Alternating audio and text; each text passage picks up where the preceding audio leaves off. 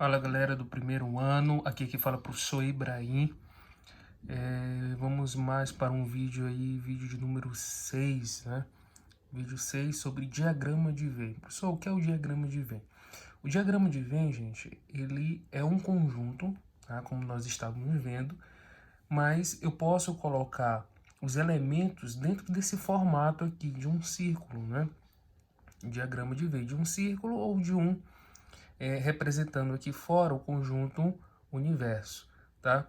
Ou seja, não muda muita coisa, só muda a estrutura. O diagrama ele vem para facilitar algumas resoluções de algumas questões, tá? Então, posso representar aquele conjunto que nós estamos vendo, posso representar por esse formato aqui de um círculo, por um formato de um quadrado, de um retângulo, como vocês quiserem, tá? Aqui é um exemplo aqui é um exemplo do diagrama de Venn que eu estou representando aqui na sua lista aí que você está nas suas mãos.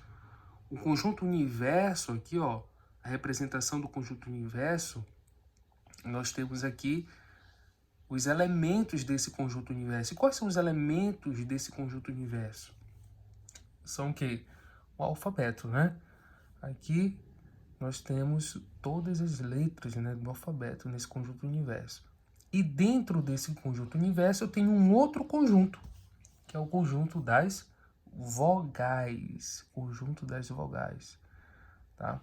Então, isso é uma representação do conjunto do diagrama de Venn, tá, gente? E nós vamos estudar lá na frente que quando o conjunto está dentro de um outro conjunto, veja, o conjunto das vogais está dentro do conjunto universo, né? Quando o conjunto está dentro do outro conjunto, nós dizemos que isso é um subconjunto. Nós ainda vamos estudar um pouquinho lá pela frente, o que é um subconjunto, tá? Bem, e bem aqui do lado, eu coloquei o te liga, para você te ligar sobre a cardinalidade. Professor, que palavrinha é essa? O que é cardinalidade?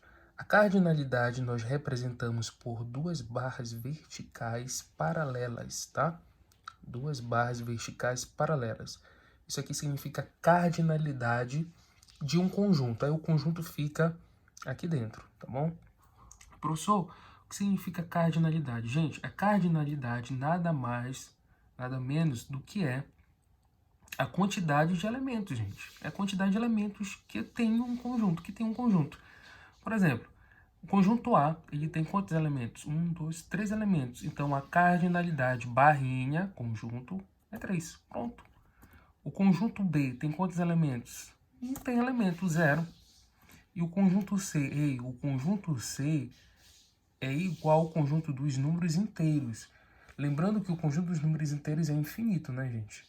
Então, tem como definir a quantidade exata do conjunto dos números inteiros? Não tem como, é infinito, tá?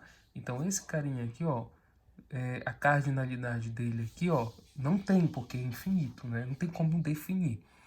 E uma observação aqui para vocês. Dizemos que um conjunto é finito se sua cardinalidade é o quê? Inteiro. Se a sua cardinalidade for um número inteiro, por exemplo, 1, 2, 3, inteiro. Não tem inteiro, 0. Se for inteiro, é finito. Se não for inteiro, por exemplo, é infinito. Não tem como definir, tá bom? Isso significa cardinalidade de um conjunto. Vamos lá. E, professor, o que são conjuntos iguais? Gente, bora para a definição aqui de conjuntos iguais. Vamos lá. Deixa eu só marcar aqui para vocês, para a gente ir para a definição. Aqui é a definição. O conjunto A é igual ao conjunto B. Esse azinho ao contrário, né, de cabeça para baixo, né, significa para todo. Então, dois conjuntos, olha a leitura, gente. Dois conjuntos são iguais se para todo conjunto, se para todo x que pertence ao conjunto A, também tem que pertencer ao conjunto B.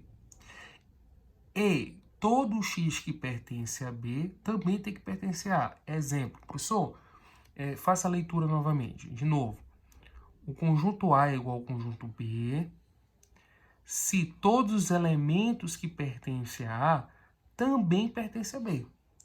E também, bora fazer a volta, todos os elementos que pertencem a B também tem que pertencer a A. Gente, para você verificar se dois conjuntos pertencem, se dois conjuntos são iguais, tá? Os elementos que pertencem a A têm que pertencer a B, e os elementos que pertencem a B também têm que pertencer a A. É isso que está dizendo aqui. Por exemplo, olha só esses dois conjuntos, conjunto A e conjunto B. O conjunto A e o conjunto B são iguais, gente? Vamos ver. Todos os elementos de A pertencem a B. O 0 pertence a B, correto. 1 pertence a B, correto. O 2 pertence a B, correto. E o 3 pertence a B. Mas não basta o A, todos os elementos de A pertencerem a B. Todos os elementos de B também têm que pertencer a A. Bora verificar. O 0 pertence a A, ok? 1 também pertence a A. O 2 pertence a A. E o 3 também pertence a A. Então, todos os elementos de A pertencem a B e também todos os elementos de B pertencem a A. Então, esses dois conjuntos, eles são o que, gente? Eles são iguais, tá? Eles são iguais, correto. Agora, bora ver esse exemplo bem aqui. Vamos lá.